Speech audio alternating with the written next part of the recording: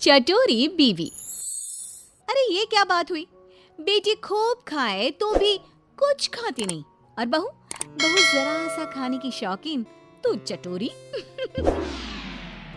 तुमसे कितनी बार कहा है ये सारी चीजें तुम्हारी हेल्थ के लिए ठीक नहीं है। तुम रोज रोज क्यों बनाती हो?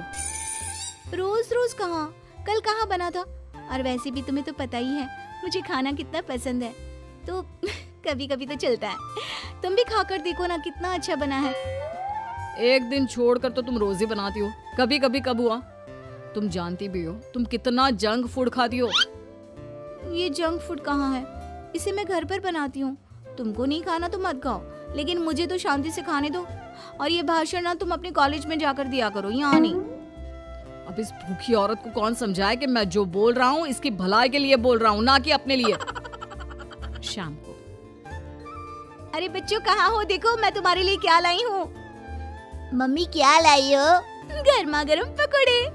अरे वाह, पकोड़े। तुम फिर से कुछ ले आई? खुद तो खाती ही हो, ऊपर से बच्चों को भी ऐसा खाना खिलाती हो। दोनों माँ बेटे का साइज बिल्कुल एक जैसा है। मम्मी देखो ना, पापा मुझे मोटा बोल रहे हैं? कैसे बापू तुम, कोई अपने लड्डू जैसे गोल मटोल बेटे को मोटा बोलता है क्या? लड्डू? ये लड्डू नहीं कद्दू है। कद्दू जी माफ कीजिएगा। खैर बच्चे ये सुनकर रोने लगता है। देखो रुला दिया ना मेरे लड्डू को, बेचारा। ले लड्डू तू ये पकोड़े खा, हाँ इनको रहने दे, ये ऐसे ही है टेढ़े। शाम को सुरेश के माँ बाप घर आते हैं। ये इतना सारा खाना तूने किसके लिए बनाया हुआ है बहू? माँ जी ये सब खाना हमारे लिए ही है, आप लोग बड़े दिनों बाद हमसे मिलने आए हैं ना, इतना तो बनता है माँ जी। माँ ये जो बोल रही है ना आपके लिए, वो आपके लिए नहीं है, उसने खुद के लिए बनाया है। माँ जी आप ना इनकी बातों पर ज्यादा ध्यान मत दीजिए, इनकी तो आदत ही है मजाक करने की। आप खाना खाइए ना। बहू खाना तो बहुत अच्छा बना है, एकदम चटपटा। लेकिन हमारी उम्र में लोग चटपटे से ज्यादा सादा भोजन खाना पसंद करते हैं। ये सही बोल रहे हैं। वो क्या है ना बहू, हम लोगों की उम्र में ऐसा खाना पचने में बहुत टाइम लगता है, नहीं तो ऐसा खाना कौन ना खाना चाहे। तो माँ जी खाइए ना, एक ना एक दिन सबको जाना ही है, तो खाकर क्यों ना जाया जाए।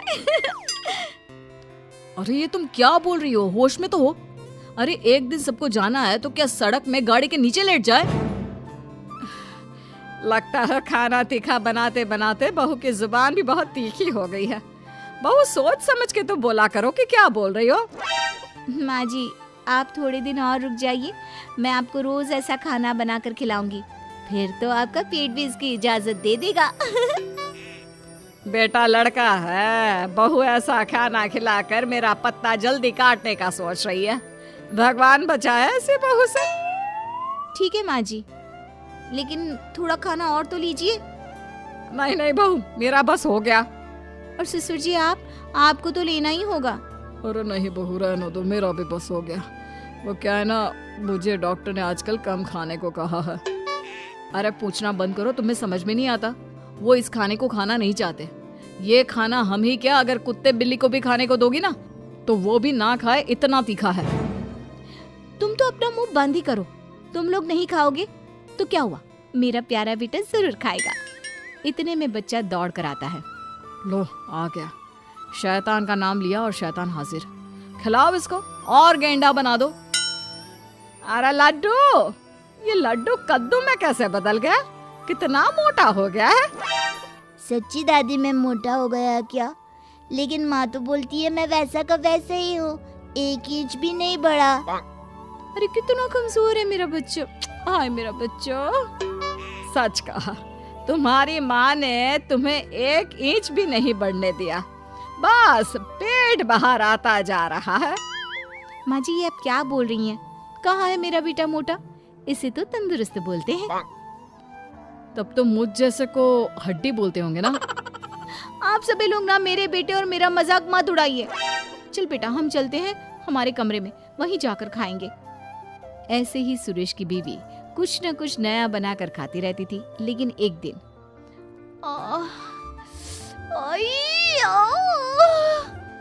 क्या हुआ? क्यों नाटक कर रही हो? अगर तुम मेरा ध्यान अपनी तरफ खींचने के लिए ये सब कर रही हो तो नहीं जी, मुझे सच्ची में बहुत दर्द हो रहा है। इतना दर्द जैसे पेट में आग लग गई हो। क्या सच्ची में? क्या खाया था? आग पेट में लग गई? कैसे? मैं दर्द से परेशान हूँ और आपको मजाक लग रहा है। मैं ये दर्द नहीं सह पाऊंगी। मुझे डॉक्टर के पास ले चलिए प्लीज। पागल, डॉक्टर के पास नहीं, तुझे तो किसी खाने के ठेले में खड़ा कर देते हैं। क्यों? वहीं जाकर तुम ठीक हो जाओगी। सुरेश अपनी बीवी को पास के हॉस्पिटल ले जाता है और उसे दिखाता है। डॉक्टर जी, क्या हुआ है? मेरी बीवी को ऐसा क्यों लगता है जैसे उसके पेट में आग लगी है? कहीं ये... पति डर सा जाता है, लेकिन तभी अरे नहीं नहीं, कुछ नहीं। वो क्या है ना, लगता है आपकी बीवी कुछ ज़्यादा ही तीखा खाना खाती है।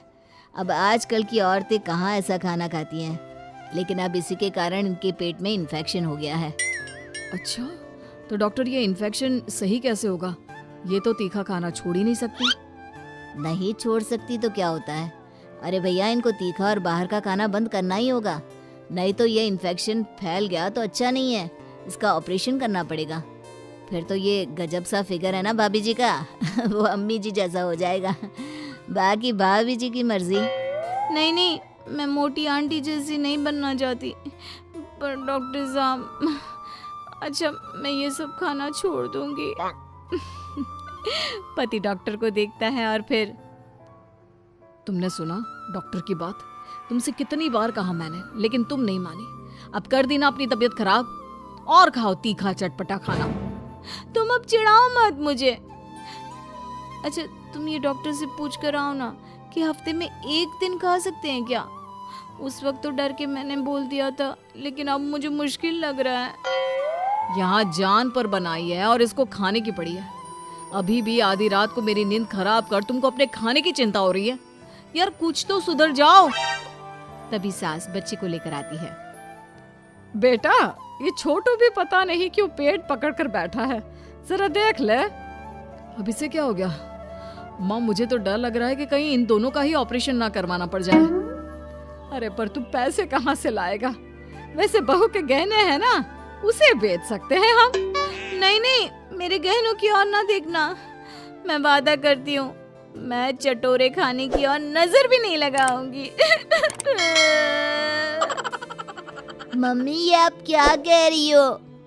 हाँ बेटा, मेरी गलती है कि मैंने इतना चटोरा तुझे बना दिया। मुझे माफ कर दे।